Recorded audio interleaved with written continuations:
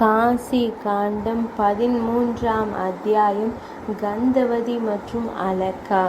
பணியாளர்கள் கூறினார்கள், வாயுவின் இந்த சிறப்புமிக்க நகரத்தை பாருங்கள். கந்தவதி பிராமணரே, பெரும் செல்வத்தின் களஞ்சியம் இது. வருணனின் தலைநகரம் வடக்கே அமைந்துள்ளது. இந்த உலகில் பிரபஞ்சத்தின் மிக சுவாசமான பிரபஞ்சனன் வாழ்கிறார். வடமேற்கு பகுதியின் இறைவன் ஸ்ரீ மகாதேவரை சாந்தப்படுத்துவதன் மூலம் அவர் பகுதியின் பாதுகாவலரை அடைந்தார். முன்பு கஷ்யபரின் மைந்தன் பூதாத்மா என்று நன்கு அறியப்பட்டவர் துர்ஜடியின் தலைநகரான வாரணாசியில் ஆழ்ந்த மற்றும் விரிவான தவம் செய்தார். அந்த சிறப்பு மிக்கவர் பவனேஸ்வரர் என்ற பெரிய மற்றும் புனிதமான லிங்கத்தை நிறுவி 10,000 நூற்றாண்டுகளாக தவம் செய்தார். இந்த லிங்கத்தை பார்ப்பதன் மூலம் ஒரு மனிதன் தூய்மையான ஆன்மாவாக மாறுவான். பாவங்களின் ஆடையை துறந்து அவன் பவன நகரத்தில் தங்குவான். அதன் பிறகு தனது கடுமையான தவத்தின் காரணமாக தவத்தின் பலனை அளிப்பவரான சிவபெருமான் ஜோதிஷ் பிரதிபலன் வடிவத்தில் லிங்கத்திலிருந்து தன்னை வெளிப்படுத்தினார். கருணை சிவபெருமான் என்ற அமிர்த சாற்றின் கடல் மகிழ்ச்சியான மனதுடன் கூறியது, எழுந்திரு, நல்லொழுக்கமுள்ள பூதமா, எழுந்திரு, உன் வரத்தை தேர்ந்தெடு. இந்த கடுமையான தவத்திற்கும் லிங்கத்தின் சாந்திக்கும் வெகுமதியாக பூதமா, அசையும் மற்றும் அசையாத உயிரினங்களை கொண்ட 3 உலகங்களிலும் உனக்கு வழங்க முடியாதது எதுவும் இல்லை.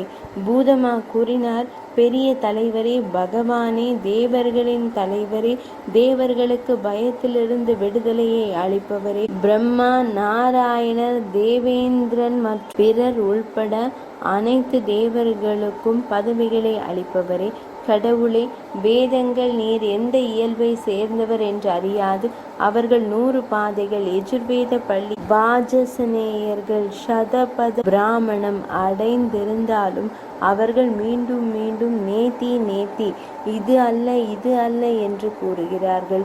நீங்கள் பிரம்மதேவர் மற்றும் விஷ்ணு அல்லது பாக்பதி பிரகஸ்பதி ஆகியோரின் வார்த்தைகளுக்கு உட்பட்டவர் அல்ல, அதாவது விவரிக்க முடியாது. கடவுளே, என்னை போன்ற ஒரு மனிதன் பிரமதேக்ஷனை, பிரமதங்களின் இறைவன் ஆவிகள் புகழ்ந்து பாட முடியும். கடவுளே, தமது மீதான எனது பக்தி உங்களை புகழ்ந்து பாட கட்டாயப்படுத்துகிறது. பிரபஞ்சத்தின் ஆண்டவரே, நான் என்ன செய்ய முடியும்? புலன்கள் என் கட்டுப்பாட்டில் இல்லை. உங்களுக்கும் பிரபஞ்சத்திற்கும் எந்த வித்தியாசமும் இல்லை. ஏனென்றால் நீங்கள் ஒன்று மற்றும் எங்கும் நிறைந்தவர். நீங்கள் மட்டுமே புகழப்பட வேண்டியவர், புகழப்படுபவர் மற்றும் புகழின் ஒரு பகுதி. நீங்கள் இருவரும் பண்புகளை கொண்டவர்கள் மற்றும் பண்புகள் அற்றவர்கள். படைப்புக்கு முன்பு நீங்கள் ஒருவராகவும் தனிமையாகவும் இருந்தீர்கள். வடிவம் மற்றும் பெயர் இல்லாமல் இருந்தீர்கள்.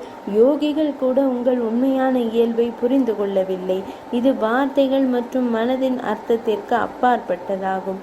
கடவுளே, நீங்கள் தனியாக விளையாட்டாக இருக்க முடியாது என்பதால் உங்கள் இச்சா தெய்வீக விருப்பம் அதன் தோற்றத்தை எடுத்தது. அது உங்களை சார்ந்திருக்கும் உங்கள் சக்தியாக மாறியது. நீங்கள் தனிமையாக இருந்தாலும் நீங்கள் சிவா மற்றும் சக்தி என இரட்டை இயல்புடையவர்கள் ஆகிவிட்டீர்கள். நீங்கள் அறிவின் வடிவத்தில் இறைவன், உங்கள் இச்சா சக்தியின் வடிவத்தில் உள்ளது. உங்கள் இருவராலும் சிவனும் சக்தியும் உங்கள் சொந்த விளையாட்டின் மூலம் கிரியா சக்தியை படைத்தனர். அதிலிருந்து இந்த முழு பிரபஞ்சமும் உதயமானது. கடவுளே, நீங்கள் ஞான சக்தி, அறிவின் சக்தி, இச்சா சக்தி, விருப்பத்தின் சக்தி. ஞான சக்தியானது அறிவின் சக்தி உமா என்று அழைக்கப்படும். இச்சா சக்தி விருப்பத்தின் சக்தி என்று கருதப்படுகிறது. இந்த பிரபஞ்சம் கிரியா சக்தி, செயல்பாட்டின் சக்தி. எனவே தாமே அதற்கு காரணம். உடலின் வலது பகுதி விதி பிரம்மா மற்றும் இடது பகுதி அச்சுதம் ஸ்ரீ மகாவிஷ்ணு. சந்திரன், சூரியன் மற்றும் நெருப்பு உங்கள் கண்களை உருவாக்குகின்றன. 3 வேதங்கள் உங்கள் வெளியேற்றப்பட்ட சுவாசமாகும். நீர் சேமிப்பு கிடங்குகள், அதாவது கடல்கள் உங்கள் வியர்வையிலிருந்து உருவாகின்றன. காற்று உங்கள் காது, உங்கள் கைகள், 10 கால்கள். பிராமணர்கள் உங்கள் முகமாக நினைவு கூறப்படுகிறார்கள். சிறந்த அரசர்கள் உங்கள் கைகள், வைஷ்யர்கள் உங்கள் தொடைகளிலிருந்து பிறக்கிறார்கள். ஈசானரே, சூத்திரர்கள் உங்கள் பாதங்களிலிருந்து பிறந்தவர்கள். இறைவனே, மேகங்கள் உங்கள் முடிகள். புருஷன் மற்றும் பிரகிருதியின் வடிவிலான நீங்கள் முன்னர் பிரபஞ்ச முட்டையை உருவாக்கினீர்கள். நகரும் மற்றும் அசையாத உயிரினங்களை கொண்ட இந்த முழு பிரபஞ்சமும் பிரபஞ்ச முட்டைக்குள் உள்ளது. எனவே பிரபஞ்சத்தின் வடிவிலான பகவானே, நான் உங்களிடமிருந்து வேறுபட்ட எதையும் கருதவில்லை. அனைத்து உயிரினங்களும் உங்களிடம் உள்ளன. நீங்கள் அனைத்து உயிரினங்களின் வடிவத்திலும் இருக்கிறீர்கள். உங்களுக்கு வணக்கம், உங்களுக்கு வணக்கம், உங்களுக்கு வணக்கம்.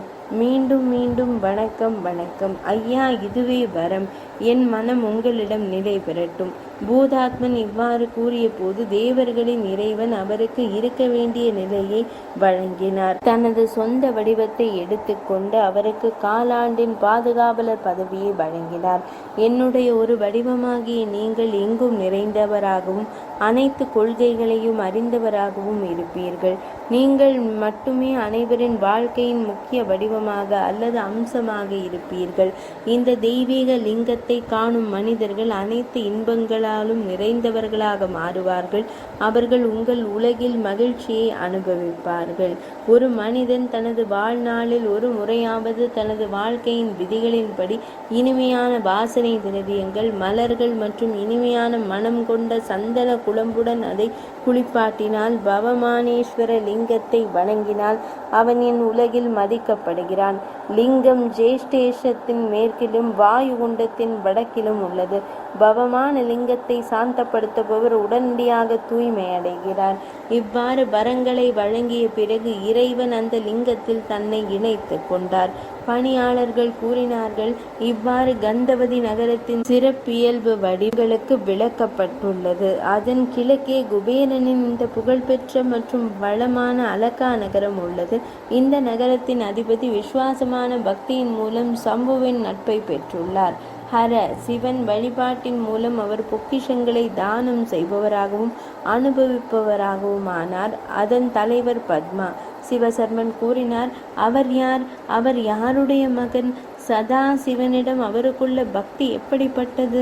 தேவர்களின் தலைவனான துர்ஜடியின் நட்பை அவர் எதன் மூலம் பெற்றார்? இவ்வாறு என் மனம் என் செவிகளுக்கு எட்டிய உண்மையை குறித்து கேட்க விரும்புகிறது. உங்கள் அமிர்தம் போன்ற வார்த்தைகளை பாராட்டுவதால் அது திருப்தி அடைந்தால் என் மனம் நிலையானது. பணியாளர்கள் கூறினார்கள், மிகவும் ஞானமுள்ள சிவசர்மனே, மிக தூய்மையான புலன்களின் அதிபதியே, சிறந்த புனித தலங்களிலும் ஆறுகளிலும் அனைத்து பிறவிகளின் பெரும் பாவங்களையும் சுத்தம் செய்தவனே, அன்பு நிறைந்த நண்பனே, உன்னிடம் கூற முடியாதது எதுவும் இல்லை. நல்லவர்களுடன் உரையாடுவது அனைத்து சிறப்புகளையும் நன்மைகளையும் அதிகரிக்க உதவும். காம்பிலியா நகரில் யக்ஞங்களை செய்யும் நுட்பத்தின் நிபுணத்துவம் பெற்ற யக்ஞதத்தன் என்ற தீட்சிதர் இருந்தார். அவர் சோம யாகங்களை செய்தவர்களின் குடும்பத்தில் பிறந்தார். வேதங்கள், வேதாங்கங்கள் மற்றும் வேத நூல்களின் அர்த்தங்களை அவர் அறிந்திருந்தார். வேதங்களில் குறிப்பிடப்பட்டுள்ள புனித நடைமுறைகளில் அவர் நிபுணத்துவம் பெற்றவர். அவர் மன்னர்களால் கூட மதிக்கப்பட்டார். அவர் செல்வந்தர் மற்றும் தாராள மனப்பான்மை கொண்டவர். அவர் யாகத்தை பராமரிப்பதில் ஈடுபட்டார். வேதங்களை படிப்பதில் அவர் அர்ப்பணிப்புடன் இருந்தார். அவரது மகன் குணநிதி சந்திரனின் வட்டில் உள்ளதை போன்ற அம்சங்களை கொண்டிருந்தார். புனித நூலில் அவர் ஈடுபட்ட பிறகு பல கல்வி பிரிவுகளை குறித்த அறிவை பெற்றார். ஆனால் அவரது தந்தைக்கு தெரியாமல் பகடை விளையாட்டில் அவர் ஆர்வம் காட்டினார். அவர் தனது தாயிடமிருந்து தொடர்ந்து நிறைய பணத்தை எடுத்து அவர் நட்பை வளர்த்து கொண்ட விளையாட்டு வீரர்களுக்கு கொடுத்தார். அவர் அனைத்து பிராமண பக்தி நடைமுறைகளையும் தவிர்த்து வந்தார். சந்தியாவின் போது விடியல், நண்பகல் மற்றும் அந்தி வேளைகளில் புனித நீராடல்களை அவர் வெறுத்தார். வேதங்கள் மற்றும் வேதங்களை தேவர்கள் மற்றும் வேதம் ஓதுபவர்களையும் தேவர்கள் மற்றும் பிராமணர்களையும் அவர் கண்டித்தார். ஸ்மிருதிகளில் விதிக்கப்பட்ட சடங்குகளின் வழக்கமான நடைமுறையிலிருந்து விலகி அவர் பாடுவதையும் இசை கருவிகளை வாசிப்பதையும் ஒரு பொழுதுபோக்காக ஏற்றுக்கொண்டார். நடன கலைஞர்கள், மத வெறியர்கள் மற்றும் ஏமாற்றுக்காரர்கள் மத்தியில் அவருக்கு நெருங்கிய நண்பர்கள் இருந்தனர். தாயால் வற்புறுத்தப்பட்டாலும் அவர் தனது தந்தையின் அருகில் செல்லவில்லை. வீட்டு வேலைகளில் மும்முரமாக இருந்த தீக்ஷிதர் தனது மனைவியிடம், தேவி, குணநிதியை நான் வீட்டில் ஒருபோதும் காணவில்லையே. அவர் எங்கே போகிறார்? அவர் என்ன செய்கிறார் என்று கேட்கும் போதெல்லாம் அவள் இவ்வாறு பதில் கூறுவாள், இவ்வளவு நேரம் நீராடிவிட்டு தேவர்களை வணங்கிவிட்டு இப்போதுதான் வெளியே சென்றிருக்கிறான். பாடங்களை மனப்பாடம் செய்த பிறகு தனது 2 அல்லது 3 நண்பர்களுடன் மேலதிக படிப்பிற்காக வெளியே சென்றுள்ளார். இவ்வாறு ஒரே ஒரு மகனை மட்டுமே கொண்ட தாய் தீட்சிதரை ஏமாற்றுவது வழக்கம். தீட்சிதருக்கு அவரது எந்த நடவடிக்கைகளையும் அவரது நடத்தையையும் தெரியாது. 16வது வயதில் தனது மகனின் முடிவெட்டும் சடங்கையும் பின்னர் திருமண விழாவையும் கிரேக்கிய நூல்களின் கட்டளையின்படி செய்தார். மிகுந்த பாசமுள்ள இதயம் கொண்ட தாய் தினமும் மகன் குணநிதியை மெதுவாக அறிவுறுத்துவார். உன் தந்தை மிகவும் கோபமாக இருப்பார், கோபக்காரராவார். நான் கூறினால் போதும், உன் நடத்தை அவருக்கு தெரிந்தால் உன்னையும் என்னையும் அடிப்பார்.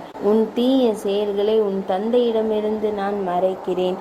உன் தந்தை எல்லோராலும் மதிக்கப்படுகிறார். அது செல்வத்தின் காரணமாக இல்லை, அவருடைய பக்தி செயல்களின் மூலமாகவே.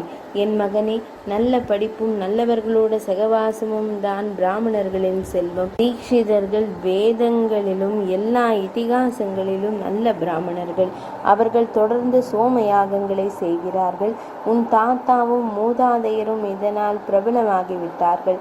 எனவே தீய பழக்கங்களையும் தீய நடத்தைகளையும் கைவிட்டு விடுங்கள். நல்லவர்களுடன் நெருங்கிய தொடர்பில் ஈடுபடுங்கள். நல்ல கல்வியை நோக்கி தம் மனதை திருப்புங்கள். பிராமணர்களின் சடங்குகளை பயிற்சி செய்யுங்கள். இந்த பெண் அழகு, வயது, குடும்பம் மற்றும் நடத்தை அனைத்திலும் தமக்கு தகுதியானவள். தமக்கு இன்னும் 20 வயது ஆகவில்லை. அவளுக்கு 16 வயதானவர். அன்புள்ள குணநிதி உங்கள் மனைவி கற்புமிக்கவர், இனிமையான குரல் கொண்டவர். இந்த நல்ல நடத்தை கொண்ட பெண்ணை பாதுகாக்கவும் உங்கள் தந்தையிடம் பாசமாகவும் அர்ப்பணிப்புடனும் இருங்கள். உன் மாமனாரும் கூட தனது நல்ல குணங்கள் மற்றும் பழக்க வழக்கங்களுக்காக எல்லா இடங்களிலும் மரியாதைக்கும் மதிப்பிற்கும் தகுதியானவர். ஆகையால் நீ ஏன் வெட்கப்படவில்லை? என் மகனே, துர்குணத்தை விட்டுவிடு. உன் தாய்வழி மாமன்கள் என் மகனே கற்றல், பழக்க வழக்கங்கள், வம்சாவளி மற்றும் பிற விஷயங்களில் நிகரற்றவர்கள். 2 குடும்பங்களின் காரணமாக நீ மிகவும் தூய்மையானவன். நீ அவர்களுக்கும் பயப்படவில்லை. அக்கம் பக்கத்தில் உள்ள பிராமண சிறுவர்களை பார். நம் இல்லத்திலும் கூட உன் தந்தையின் சீடர்களை பார். அவர்கள் எவ்வளவு பணிவானவர்கள், கண்ணியமானவர்கள். அன்பு மகனே, உன் தீய பழக்கங்களை குறித்து அரசர் கேள்விப்பட்டார். அவர் உன் தந்தையின் மீது நம்பிக்கையை இழந்து அவன் வாழ்வாதாரத்தை இழந்து விடுவார். இன்று வரை மக்கள் இது ஒரே குழந்தைத்தனம் என்று கூறிக்கொண்டிருந்தார்கள். பின்னர் அவர்கள் நம்மை பார்த்து சிரிப்பார்கள். தீட்சிதரின் நிலை நிலைத்திருக்கட்டும். அவர்கள் அனைவரும் உன் பிராமண தந்தையையும் என்னையும் இழிவுபடுத்தி கேலி செய்வார்கள். மகன் தன் தாயின் பழக்க வழக்கங்களை ஏற்றுக்கொள்கிறான் என்று அவர்கள் என்னை கடிந்து கொள்வார்கள். உங்கள் தந்தை ஒரு பாவமும் இல்லை. அவர் ஸ்ருதிகள் மற்றும் ஸ்மிருதிகளின் பாதைகளை பின்பற்றுகிறாரா? சிவபெருமான் தனது பாதங்களில் மிகவும் அர்ப்பணிப்புடன் இருக்கும் எனக்கு சாட்சியாக இருக்கிறார். மாதவிடாய் நீராடலுக்கு பிறகு ஒரு கொடிய மனிதனின் முகத்தை நான் பார்த்ததில்லை. உண்மையில் உங்கள் பிறப்பிற்கு காரணமான விதி சக்தி வாய்ந்தது. அவ்வப்போது அவன் தன் தாயாரால் இவ்வாறு கண்டிக்கப்பட்டான். ஆனாலும் அந்த மோகம் கொண்டவன் தன் தீய பழக்கத்தை கைவிடவில்லை. ஏனென்றால் ஒரு இச்சைக்காரனுக்கு புத்தி கற்பிக்க முடியாது. வேட்டையாடுதல், மது அருந்துதல், அவதூறு பேசுதல், விபச்சாரம், திருடுதல், பகடை விளையாடுதல், பிற ஆண்களின் மனைவிகளை துரத்துதல் போன்ற தீமைகளால் இங்கு யார் அழிக்கப்படாமலும் அழியாமலும் இருக்கிறார்கள்? அந்த தீயவன் இல்லத்தில் எதை பார்த்தாலும் அடிப்படை உலோகங்கள் மற்றும் ஆடைகள் உள்பட அதை எடுத்து வேட்டைக்காரர்களிடம் ஒப்படைத்தான். ஒரு முறை அவன் தாய் உறங்கிக் கொண்டிருந்த போது அவன் தன் தந்தையின் 9 நகைகள் கொண்ட மோதிரத்தை எடுத்து ஒரு வேட்டைக்காரனிடம் கொடுத்தான். பின்னர் ஒரு முறை தந்தை அரச மாளிகையிலிருந்து திரும்பி வரும்போது வேட்டைக்காரனின் கையில் மோதிரம் கண்டெடுக்கப்பட்டது. தீட்சிதர் அதை அடையாளம் கண்டு கொண்டார். அவர் அவரிடம், இந்த மோதிரம் உனக்கு எங்கிருந்து கிடைத்தது என்று கேட்டார். அவர் பலமுறை கேட்டபோது, பிராமணரே, என்னை ஏன் வெளிப்படையாக அவமதிக்கிறீர்? இந்த மோதிரம் எனக்கு திருட்டுத்தனமாக கிடைத்ததா என்று கேட்டார். இது உங்கள் மகன் எனக்கு கொடுத்தது. முந்தைய நாள் அவர் என் அம்மாவின் சேலையை வென்று எடுத்து சென்றார். அவர் மோதிரத்தை எனக்கு மட்டும் கொடுத்ததில்லை, மற்ற சூதாட்டக்காரர்களுக்கும் அவர் நிறைய பணம் கொடுத்துள்ளார். நகைகள், அடிப்படை உலோகங்கள், பட்டு துணிகள், தங்க குவளைகள் போன்றவற்றையும் அவர் கொடுத்துள்ளார். அதேபோல் பித்தளை மற்றும் செம்பு ஆகியவற்றால் செய்யப்பட்ட பல்வேறு வகையான பாத்திரங்களும் கழற்றப்படும் போது சூதாட்டக்காரர்கள் தினமும் பலவற்றை அடகு வைக்கிறார்கள். பிராமணரே, உலகம் முழுவதும் அவர் போன்ற சூதாட்டக்காரர் இன்று வரை இருந்ததில்லை. சூதாட்டக்காரர்களில் உங்கள் மகன் ஒரு உச்ச ரத்தினம் என்பது இன்று வரை உங்களுக்கு எப்படி தெரியவில்லை? அவர் ஒழுக்கக்கேடான மற்றும் அடக்கமற்ற நடத்தையில் திறமையானவர். இதை கேட்ட பிராமணர் வெட்கத்தின் பாரத்தால் தலையை குனிந்து கொண்டார்.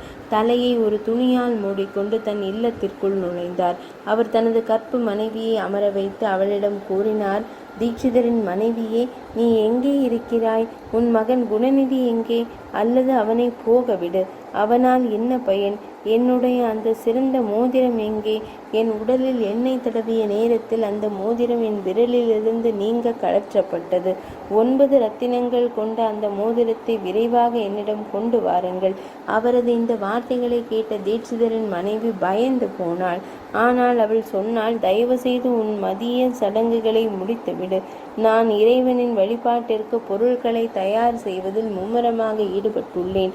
தாம் விருந்தினர்களை விரும்புகிறவர். விருந்தினர்களுக்கு பொருட்களை தயார் செய்வதில் தாமதம் ஏற்பட வாய்ப்புள்ளது. இப்போதுதான் நான் அதை எங்காவது ஒரு பாத்திரத்தில் வைத்தேன். ஏனென்றால் நான் இனிப்பு பண்டங்களை தயாரிப்பதில் மும்முரமாக இருந்தேன்.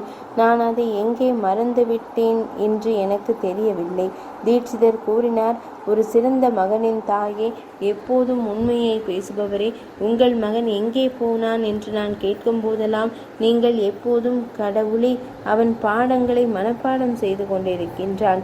இப்போது அவன் 2 அல்லது 3 நண்பர்களுடன் மேலதிக படிப்பிற்காக வெளியே சென்றிருக்கிறான் என்று பதிலளிப்பீர்கள். தேவியே, துணிகளை பிடித்து கயிற்றில் தொங்கவிடப்பட்ட அந்த சிவப்பு உள் பாவாடை எங்கே? உண்மையை கூறுங்கள், பயப்படாதீர்கள். நகைகளால் அலங்கரிக்கப்பட்ட அந்த தங்க பாத்திரம் இப்போது காணப்படவில்லை. அரசரால் பரிசளிக்கப்பட்ட அந்த திருப்பதி 3 மடிப்புகளுடன் கூடிய சிறப்பு பட்டு அங்கி, அது எங்கே? அந்த தெற்கு பித்தளை பாத்திரம் எங்கே?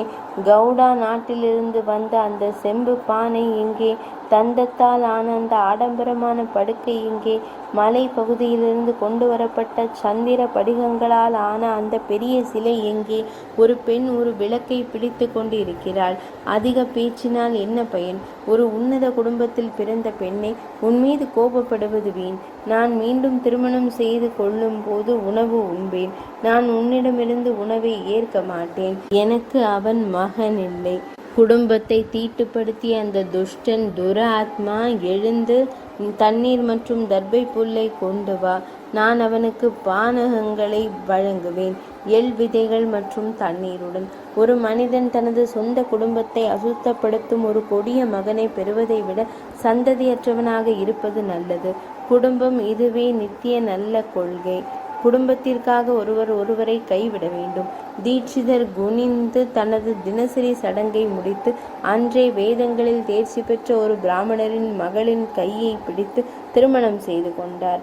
தீட்சிதரின் மகன் நடந்ததை அறிந்து தனது முந்தைய செயலை சபித்துவிட்டு இல்லத்தை விட்டு ஏதோ ஒரு திசையை நோக்கி சென்றார். அவர் ஆழ்ந்த சிந்தனையில் மூழ்கி கவலை கொண்டார். நான் எங்கே போவேன்? நான் என்ன செய்வது? நான் ஒரு கற்றவன் அல்ல. என்னிடம் தயாராக பணமும் இல்லை. அந்நிய தேசத்தில் தயாராக பணமும் உள்ள ஒருவனும் கற்றவனும் மகிழ்ச்சியை அனுபவிக்கிறான். ஆனால் தயாராக பணமும் உள்ள ஒருவன் திருடனுக்கு பயப்பட வேண்டும். ஆனால் கற்றவன் எங்கும் பயப்பட ஒன்றுமில்லை. எவ்வளவு பொருத்தமற்றது! ஒருபுறம் யாகங்களை தவறாமல் செய்பவர்களின் குடும்பத்தில் இது எனது பிறப்பு, மறுபுறம் இது எனது தீமைகளில் ஈடுபடுவது. ஐயோ, விதி எல்லாம் வல்லது. அதுதான் ஒருவரின் எதிர்காலத்தை தீர்மானிக்கிறது. எனக்கு எப்படி பிச்சை எடுப்பது என்று தெரியவில்லை. எனக்கு இங்கு எங்கும் அறிமுகம் இல்லை. எனக்கு எந்த செல்வமும் இல்லை. எனக்கு என்ன அடைக்கலம்? சூரிய உதயத்திற்கு முன்பே என் அன்னை எனக்கு போதுமான நல்ல உணவை எப்போதும் கொடுத்து வந்தார். நான் யாரிடம் கேட்பது? என் அன்னை இங்கே இல்லை. அவர் இவ்வாறு யோசித்து கொண்டிருந்த போது சூரியன் மறைந்தது. இதற்கிடையில் மகேஸ்வர பக்தரான ஒருவர் சிவராத்திரியின் போது உண்ணான் நோன்பு இருந்த பிறகு ஈசனாரை வழிபடுவதற்காக ஏராளமான உணவுப் பொருட்களை பரிசாக கொண்டு நகரத்திலிருந்து வெளியே வந்தார். புட்டு மற்றும் இனிப்புகளின் இனிய அருமணத்தை சுவாசித்த அந்த பசியுள்ள மனிதன் இரவில் சிவனாருக்கு படைக்கப்பட்ட பிறகு இந்த உணவை நான் சாப்பிட வேண்டும் என்று நம்பிக்கையுடன் அவரை பின்தொடர்ந்தான். இந்த விருப்பத்துடன் அவர் சிவனின் கோவிலின் நுழைவாயிலிற்கு அருகில் அமர்ந்தார். அந்த பக்தர் செய்த பெரும் வழிபாட்டை அவர் கண்டார். நடனங்கள் மற்றும் பாடல்களை முடித்த பிறகு அனைத்து பக்தர்களும் உறங்கச் சென்றனர். பின்னர் அவர் நெய்வேத்தியத்தை, அதாவது உணவுப் பொருளை எடுக்க கருவறைக்குள் நுழைந்தார். விளக்கு மங்கலாக இருப்பதை கண்டதும் அவர் தனது துணியின் ஒரு பகுதியை கிழித்து அதை ஒரு திரியாக மாற்றி இனிப்புகளை பார்க்க அதை பிரகாசமாக ஏற்றினார். அவர் இனிப்புகளை எடுத்துக்கொண்டு அவசரமாக வெளியே வரும்போது அவரது உள்ளங்கால் தாக்கப்பட்ட போது தூங்கிக் கொண்டிருந்தவர்களில் ஒருவர் எழுந்தார். யாரது? அவசரத்தில் இருக்கும் இந்த மனிதன் யார்? இந்த திருடனை பிடித்து விடுங்கள். அவர் இதனை கூறி முடிப்பதற்குள் நகர காவலர்கள் அங்கு வந்து அவர் தப்பி ஓடிய போது அவரை தாக்கினர். ஒரு கணத்தில் அவர் இறந்து விழுந்தார். எதிர்கால புண்ணியத்தின் சக்தியால் அவர் நைவேத்திய பிரசாதத்தை உண்ணவில்லை. கைகளில் கயிறுகள் மற்றும் சுத்தியல்களுடன் யமனின் வலிமை மிக்க வீரர்கள் அவரை கட்டி சம்யாமினிக்கு அழைத்து செல்ல முயன்றனர். அந்த நேரத்தில் சிவனின் திரிசூலங்களை தாங்கிய சேவகர்கள் அவரை அழைத்து செல்வதற்காக மணிகள் முழங்கும் சரங்களால் அலங்கரிக்கப்பட்ட தெய்வீக தேருடன் அங்கு வந்தனர். சம்புவின் சேவகர்களை கண்டதும் யமனின் சேவகர்கள் பயந்தனர். வணங்கிய பிறகு அவர்கள் கூறினார்கள், கணேசரே, இந்த பிராமணர் தனது பழக்க வழக்கங்களில் கூடியவர். அவர் குடும்பத்தின் உன்னதமான பழக்க வழக்கங்களை மீறினார். அவர் தனது பெற்றோரின் அறிவுரைகளை வெறுத்தார். அவர் உண்மை மற்றும் தூய்மையின் பாதையிலிருந்து விலகிச் சென்றார். சந்தியா காலங்களின் போது அவர் புனிதமான துறவு செய்யாமல் இருந்தார். அவரது செயல்பாடுகளை ஒதுக்கி வைக்கட்டும். நீங்கள் நேரடியாக கண்ட சிவபெருமானின் நிர்மால்யத்தை, வழிபாட்டின் எச்சங்களை அவர் எடுத்துச் சென்றார். உங்களை போன்றவர்களால் அவர் தொடப்படுவதற்கு தகுதியற்றவர். இந்த நபர்களின் தொடுதலே தகுதியை இழக்கச் செய்கிறது. சிவபெருமானின் நிர்மால்யங்களை அனுபவிப்பவர்கள் சிவனின் நிர்மால்யத்தை மீறுபவர்கள் மற்றும் சிவனின் நிர்மால்யத்தை விட்டு கொடுப்பவர்கள். ஒருவர் கிளறி விஷம் குடிக்கலாம். விரதம் இருப்பது நல்வாழ்விற்கு மிகவும் உகந்தது. ஆனால் சிவபெருமானின் உடைமையை கூட நாடலாகாது. மிக முக்கியமான சுவாசங்கள் தொண்டைக்கு அருகில் இருக்கும்போது, அதாவது இறக்கும் தருவாயில். பக்தியை பொறுத்தவரை நீங்கள் இறுதி அதிகாரி. நீங்கள் அப்படி இல்லை. கணேசரே, இந்த மனிதரிடம் பக்தியின் தடயம் இருந்தால் அதை குறித்து கேட்கலாம். இந்த வார்த்தைகளை கேட்டதும் சிவபெருமானின் உதவியாளர்கள், யமனின் ஊழியர்களே, சிவனின் பக்தரின் புனித நடைமுறைகள் மிகவும் நுட்பமானவை. அவற்றை கடுமையான பார்வை கொண்ட உங்களால் எவ்வாறு பார்க்க இயலும்? நுட்பமான பார்வை கொண்ட மனிதர்களால் மட்டுமே அவற்றை காண இயலும் மற்றும் உணர இயலும். இந்த பாவமற்றவர் என்ன செய்தார் என்பதை கேளுங்கள். லிங்கத்தின் மேல் விழும் விளக்கின் நிழல் அவரால் தடுக்கப்பட்டது. ஏனெனில் அவர் இரவில் தனது சொந்த துணியின் மூலையில் இருந்து விளக்கில் ஒரு திரியை சேர்த்தார். யமனின் ஊழியர்களே, யாரோ ஒருவர் சாதாரணமாக கூறும் சிவபெருமானின் பெயர்களை கேட்டதால் அவர் மற்றொரு பெரிய பக்தி செயலை செய்துள்ளார். ஒரு பக்தரால் முறையாக செய்யப்படும் வழிபாட்டை 14ஆம் சந்திர நாளில் விரதம் இருந்த நிலையான மனதுடன் இந்த மனிதன் கண்டான். பாவங்கள் நீங்கிய இந்த சிறந்த பிராமணர் இப்போது கலிங்கா, யமனின் தூதர்களே, நீங்கள் அனைவரும் வந்த வழியில் செல்லலாம். இவ்வாறு அந்த பிராமணர் சிவபெருமானின் உதவியாளர்களால் யமனின் தூதர்களிடமிருந்து விடுவிக்கப்பட்டார். அவர் கலிங்காவின் அதிபதியான அரிந்தமனின் மகனான் தாமரானார். முறையான வரிசையில் தந்தை இறந்தபோது இளம் இளவரசன் அரசாட்சியை பெற்றான். அடக்க முடியாத மன்னன் தாமனுக்கு சிவனின் அனைத்து கோயில்களிலும் விளக்குகளை ஏற்றுவதை தவிர வேறு எந்த புனிதமான நடைமுறையும் தெரியாது. பிராமணரை அவர் தனது ராஜ்யத்திற்குள் உள்ள கிராமங்களின் அனைத்து தலைவர்களையும் ஒன்றாக அழைத்தார். அவர் இவ்வாறு ஒரு கட்டளையிட்டார், என் கட்டளையை நிறைவேற்றாதவர் என்னால் முறையாக தண்டிக்கப்படுவார். சம்பந்தப்பட்ட கிராமத்தில் உள்ள அனைத்து கோயில்களிலும் எப்போதும் தயக்கமின்றி விளக்குகள் ஏற்றப்பட வேண்டும். என் கட்டளையை மீறும் குற்றவாளியாக யாராவது இருந்தால் நான் சந்தேகத்திற்கு இடமின்றி அவரது தலையை வெட்டுவேன். இவ்வாறு அவரது தண்டனைக்கு பயந்து ஒவ்வொரு சிவ ஆலயத்திலும் விளக்குகள் ஏற்றப்பட்டன. இந்த புனிதமான நடைமுறையின் மூலம் மன்னன் தான் பெரும் சட்டபூர்வமான செழிப்பை பெற்றார். இறுதியில் இறந்தார். விளக்குகளை ஏற்றும் இந்த நடைமுறை அவரால் தொடர்ந்து தொடரப்பட்டதால் அவர் அலகாவின் அதிபதியானார். அதில் இரத்தின சுடர்களால் ஆன பல விளக்குகள் இருந்தன. இவ்வாறு சிவனுக்காக செய்யப்படும் மிக குறைந்த அளவு சரியான நேரத்தில் பலனை தருகிறது. இதை அறிந்த பிறகு தங்கள் சொந்த மகிழ்ச்சியை தேடுபவர்கள் சிவ வழிபாட்டை செய்ய வேண்டும். அனைத்து புனித நடைமுறைகளையும் வெறுத்த தீட்சிதரின் மகன் எங்கே? ஒரு காலாண்டின் பாதுகாவலர் என்ற இந்த நிலை எங்கே? சிவசர்மனே, பாருங்கள். அவர் தனது சுயநல நோக்கத்திற்காக விளக்கின் திரியை ஏற்றினார். ஆனால் அதன் மூலம் லிங்கத்தின் உச்சியில் இருந்த இருளை அகற்றினார். அவர் கலிங்க நாட்டின் ராஜ்யத்தை பெற்றார் மற்றும் எப்போதும் புனித நடைமுறைகளில் ஆர்வம் கொண்டிருந்தார். அவரது முந்தைய பிறவி நடைமுறையின் விளைவாக அவர் சிவ கோயில்களில் விளக்குகளை ஏற்றினார். இப்போது ஒரு மனிதனாக இருந்த அவர் ஒரு காலாண்டின் பாதுகாவலராக சிறந்த அந்தஸ்தை அனுபவிக்கிறார். கணங்கள் கூறினார்கள், மன ஒருமைப்பாட்டுடன் அவர் எவ்வாறு சிவனின் நிலையான தோழமையை அடைந்தார் என்பதை கேளுங்கள், நாம் விவரிப்போம். பிராமணரே, முன்பு பத்ம கல்பத்தின் பிரம்மதேவரின் மகனான புலஸ்தியருக்கு விஸ்வவஸ் பிறந்தார். அவரது மகன் வைஷ்ணவன். விஸ்வகிருத்தினால் உருவாக்கப்பட்ட இந்த அலகா நகரம் முன்பு கடுமையான தவங்கள் மூலம் பகவான் திரியம்பகனை 3 கண்களை கொண்ட சிவபெருமானை சாந்தப்படுத்தி அவர் அனுபவித்தது. அந்த கல்பம் கடந்து மேகவாகன கல்பம் தொடங்கிய போது செல்வதானம் செய்த யக்ஞதத்தனின் அதாவது குணநிதி மகன் கடுமையான தவம் செய்தான். விளக்குகளை மட்டும் ஏற்றுவதன் மூலம் சம்பு பக்தியின் சக்தியை முழுமையாக புரிந்து கொண்ட பிறகு அவர் சித்தை முழு உணர்வை ஒளிரச் செய்யும் புராரி நகரமான காசிகாவிற்கு சென்றார். அங்கு அவர் சித்த ரத்னம், மனதின் ரத்தினம் என்ற விளக்கை பிரகாசமாக்கினார். சிவனை அதன் ஒரே திரியாக கொண்டார். அதன் எண்ணெய் விநியோகத்திற்காக வேறு எங்கும் திரும்பாத பக்தி அதற்கு உண்டு.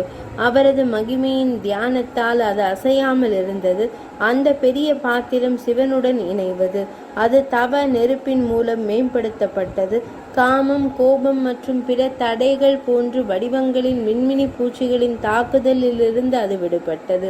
அது காற்றற்றதாக இருந்தது, ஏனெனில் உயிர் மூச்சு நிறுத்தப்பட்டது மற்றும் தூய பார்வை காரணமாக அது மாசுபாடுகளிலிருந்து விடுபட்டது. பின்னர் அவர் பக்தி உணர்ச்சிகளின் மலர்களால் போற்றப்பட்ட சம்புவின் லிங்கத்தை நிறுவினார். இவ்வாறு அவர் தனது உடல் வெறும் தோல் மற்றும் எலும்புகளால் குறைக்கப்படும் வரை 10,000 நூற்றாண்டுகளாக தவம் செய்தார்.